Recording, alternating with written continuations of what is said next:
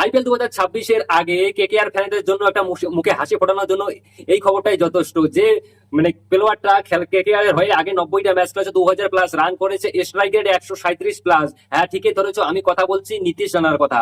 শোনা যাচ্ছে যে রাজস্থান রয়্যালস নীতিশ রানাকে রিলিজ করতে পারে। আইপিএল 2025-এ কিন্তু নীতিশ ভালো পারফরমেন্স করে নাই, হয়তো এই সুযোগটাই কেকেআর কাজে লাগাতে চাচ্ছে, আর কাজে লাগিয়ে নীতিশ রানাকে তার স্কোয়াডে নিতে চাচ্ছে। তার কারণ কেকেআর চাচ্ছে যে নিজেদের পুরনো ব্যাটসম্যানদেরকে ফিরিয়ে আনতে। তিনি একসময় কেকেআর এর মিডল অর্ডারটা কিন্তু ভালোভাবে সামলিয়েছিল নীতিশ রানা।